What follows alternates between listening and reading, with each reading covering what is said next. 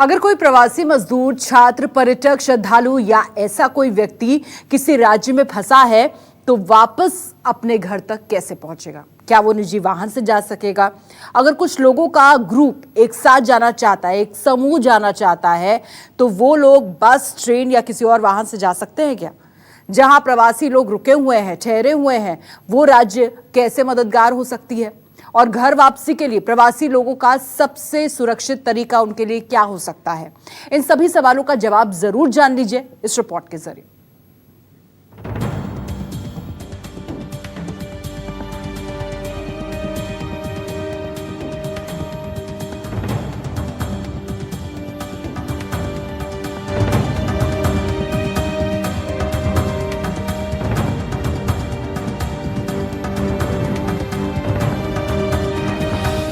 Lockdown 3 की सबसे बड़ी चुनौती यही है कि अलग अलग राज्यों में फंसे प्रवासी मजदूरों, छात्रों और बाकी लोगों को उनके गृह राज्य तक कैसे पहुंचाया जाए। इस चुनौती में सबसे अहम है राज्य सरकारों के बीच कोऑर्डिनेशन, यानी घर वापसी करने वाले लोगों की संख्या, उनके लिए साधन, तारीख, समय और आने और जाने के दौरान लॉकडाउन के सभी नियमों का पालन कराना दोनों ही संबंधित राज्यों के लिए किसी बड़े मिशन की तरह है।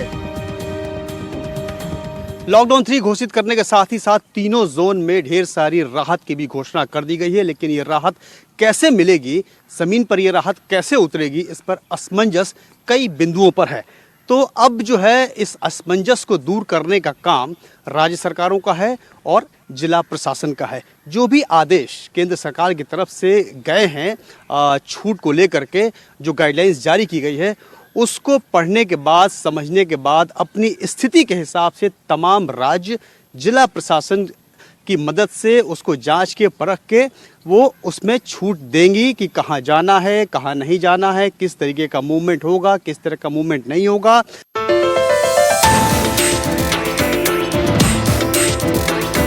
रजिस्ट्रेशन और सही जानकारी बड़ी चुनौती।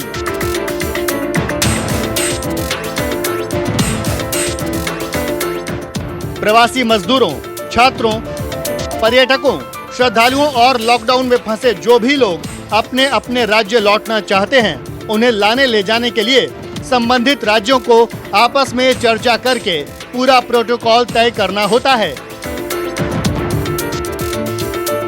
इसके लिए सभी राज्यों को नोडल अफसरों के पास अपने अपने घर लौटने वाले प्रवासियों को रजिस्ट्रेशन कराना है।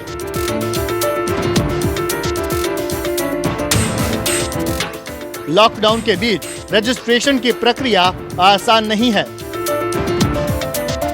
सबसे बड़ी चुनौती ये है कि ज्यादातर प्रवासियों, खासकर मजदूरों के पास जरूरी सूचनाएं तक नहीं पहुंच पा रही। उन्हें घर वापसी से जुड़ी सूचनाएं कैसे और कहां मिलेंगी, ये तक पता नहीं है। इसीलिए प्रवासी मजदूर जगह जगह फोन करके कई तरह के सवाल पूछ रहे हैं। उनके हर सवाल का जवाब न्यूज़ 24 दे रहा है। दूसरे राज्यों में फंसे लोग कैसे घर जाएंगे? वापसी के लिए रजिस्ट्रेशन करवाना होगा। क्या निजी साधनों से घर जा सकते हैं? निजी साधनों की परमिशन नहीं है। कैसे हो सकती है घर वापसी? राज्य सरकारें बात करके साधन तय कर रही हैं। क्या पब्लिक ट्रांसपोर्ट खुला है? सिर्फ प्रवासियों के लिए नियमानुसार सेवाएं। किन साधनों से घर वापसी होगी? बस या ट्रेनें? जो भी साधन तय किए जाएंगे। कब तक हो पाएगी घर वापसी? संबंधित राज्यों की सरकारें तय करेंगी। घर वापसी का कोई निश्चित समय? अभी कुछ हफ्ते लग सकते हैं। बिहार के, उत्तर प्रदेश के लाखों की संख्या में काम करने वाले लोग, वो चाहे दिल्ली में हो, चाहे मुंबई में हो, चाहे चेन्नई में हो, चाहे बेंगलोर में हो, उनको अपने घर जाना है। वो परेशान हैं और अगर उनको घर भेजना है तो उसका सबसे अच्छा माध्यम होगा रेल। रेल की शुरुआत की है केंद्र सरकार ने। ये मुझे लगता है कि सबसे उपयोगी, सबसे सही कदम है। स्पेशल ट्रेनें चलाने की मांग। पंजाब, बिहार और यूपी जैसे कई बड़े राज्यों ने केंद्र सरकार से मांग की है कि उनके प्रवासियों को वापस लाने के लिए स्पेशल ट्रेनों का इंतजाम किया जाए। पंजाब के मुख्यमंत्री कैप्टन अमरिंदर सिंह ने प्रधानमंत्री मोदी को खत लिखकर कहा है कि फंसे हुए मजदूरों की संख्या इतनी ज्यादा है कि उन्हें बसों के जरिए नहीं ले जाया जा सकता। उन्होंने इसके लिए विशेष ट्रेनों को चलाने की मांग की है ताकि कम समय में ज्यादा लोगों को लाया जा सके। ऐसे संकट के समय आपको यहीं कोई तकलीफ कठिनाई नहीं आने देंगे। आपका रोजगार भी सुरक्षित रहे, आपको आमदनी पूरी हो जाए।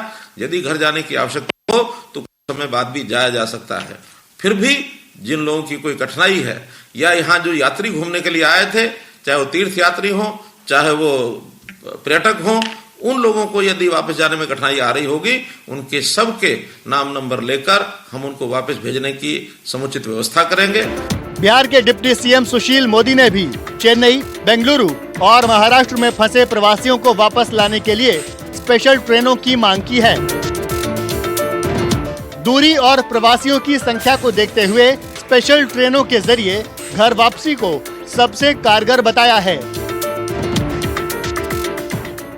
जो लोग आएंगे तो वो राज्य सरकारें उसकी व्यवस्था करेंगी और फिर दोनों राज्यों के बीच में एक सहमति बनेगी। तो जिन राज्यों से आने वाले हैं वो उन्हीं राज्यों के लोग जो हैं, क्योंकि वो भी चाहते हैं कि एक बार लोग अपने घर चले जाएं। क्योंकि आप गुजरात में, महाराष्ट्र में, राजस्थान में जो श्रमिक हैं, मजदूर हैं, तो कठिनाई जरूर है, लेकिन उनके मन में एक इच्छा है कि हम घर के नज़दीक जाएं। और जब तक वो एक बार घर नहीं आएंगे और कुछ दिन रहकर वापस नहीं जाएंगे, तब तक उनको संतुष्टि नहीं मिलेगी। इसलिए अगर कोई घर आना चाहता, कोई कैसे रोका जा सकता है। ट्रेनों से घर वापसी शुरू। इस बीच अलग अलग राज्यों में फंसे प्रवासियों के लिए अच्छी खबर ये है कि कुछ राज्यों से उनकी घर वापसी शुरू हो चुकी है। लॉकडाउन के बीच पहली बार लोगों को उनके घर वापस पहुंचाने के लिए स्पेशल ट्रेनें चलाई गईं। 9 राज्यों के 11 शहरों के बीच 7 स्पेशल ट्रेनें चलाई जा रही हैं। करीब 7,000 लोगों की घर वापसी हो रही है। कुछ ट्रेनें अपने गंतव्य तक पहुंच गई हैं तो कुछ रास्ते में हैं। पहली ट्रेन तेलंगाना से झारखंड के हटिया के लिए चली थी। हटिया वाली ट्रेन पहुंच चुकी है और 1200 लोगों को लाई है। नासिक से भोपाल के बीच चली ट्रेन शनिवार सुबह भोपाल पहुंच गई। केरल के एर्नाकुलम से भुवनेश्वर के लिए भी शुक्रवार रात एक ट्रेन चली। केरल से भुवनेश्वर लौटने वालों में करीब 1200 लोग थे। ओडिशा वापसी करने वाले ज्यादातर मजदूर और उनके परिवार हैं। नासिक से लखनऊ के लिए श्रमिक स्पेशल ट्रेन चलाई गई। 839 प्रवासियों को नासिक से लखनऊ पहुंचाया जाएगा। शनिवार को तिरुवनंतपुरम से हटिया के लिए 1200 मजदूर रवाना हुए। हमारी उच्च स्तरीय समिति है, उसने विस्तार से विचार किया कि देश में जो उत्तराखंड के लोग अलग अलग शहरों में, अलग अलग प्रांतों में फंसे हुए हैं और जो अपने घर वापस आना चाहते हैं, ऐसे अभी तक 86,000 से अधिक लोगों का रजिस्ट्रेशन पिछले 24 घंटे में हुआ है। उनको कैसे घर पर लाया जाए, उसकी रणनीति पर विचार हुआ। प्रवासी मजदूरों, छात्रों और बाकी लोगों को सकुशल उनके घर तक पहुंचाना संबंधित राज्यों की जिम्मेदारी है। इसलिए जो लोग दूसरे राज्यों में फंसे हैं, वो स्थानीय स्तर पर अपने आसपास के लोगों से सूचनाएं लेते रहें। पास के थाने या राज्य सरकारों की हेल्पलाइन या डीएम के दफ्तर से सही जानकारी लेकर वापसी के बनाए गए नियमों का पालन करें। अफवाहों पर ध्यान न दें और किसी भी सूरत में भीड़ में शामिल न हों, क्योंकि इससे आपके घर वापसी का रास्ता और मुश्किल हो सकता है। Bureau report, news 24। अब चलिए आपको विस्तार से कुछ जरूरी बातें भी समझा देते हैं। अगर आप किसी राज्य में किसी कारणवश फंसे हुए हैं और अपनी घर वापसी को आसान बनाना चाहते हैं तो कुछ जरूरी बातों का ख्याल रखना आपके लिए बेहद जरूरी है। देखिए, सबसे पहली बात तो यह है कि आप अपने राज्यों के नोडल अधिकारी के दफ्तर से तुरंत संपर्क करें और संपर्क में रहें। इसके अलावा अपने गृह राज्य वाली हेल्पलाइन से भी आप मदद ले सकते हैं। हर राज्य ने हेल्पलाइन नंबर जारी कर दिया है और इसीलिए उनसे मदद लें। दोनों राज्य भेजने और लाने को तैयार होंगे तभी आपकी हो सकती है घर वापसी, और इसीलिए किसी भी तरह की कंफ्यूजन वाली स्थिति में आप न रहें। घर वापसी के लिए रजिस्ट्रेशन में अपना मोबाइल नंबर ठीक और सही जानकारी जरूर डालें। स्वास्थ्य का ध्यान रखें क्योंकि जांच के बाद ही आपकी वापसी मुमकिन हो सकती है। वापसी के लिए बसों या ट्रेनों में बैठने से पहले आपकी थर्मल स्क्रीनिंग की जाएगी। बुखार या बीमारी के किसी भी लक्षण में वापसी नहीं हो पाएगी आपकी। बस और ट्रेनें सफर से पहले और बाद में सैनिटाइज की जाएंगी। सफर के दौरान आपको सोशल डिस्टेंसिंग का ख्याल रखना होगा। इन नियमों का आपको पालन करना होगा। अपने राज्यों में पहुंचने के बाद दोबारा थर्मल स्क्रीनिंग होगी और अगर कोरोना के लक्षण पाए जाते हैं तो फिर सरकारी क्वारंटीन सेंटर आपको पहुंचना होगा। कोरोना के लक्षण नहीं है तो 14 दिन होम क्वारंटीन में रहना होगा आपको। केंद्र सरकार के मुताबिक आरोग्य सेतु ऐप से कोरोना को लेकर आप जागरूक रह सकते हैं और इससे आपको काफी मदद मिलेगी।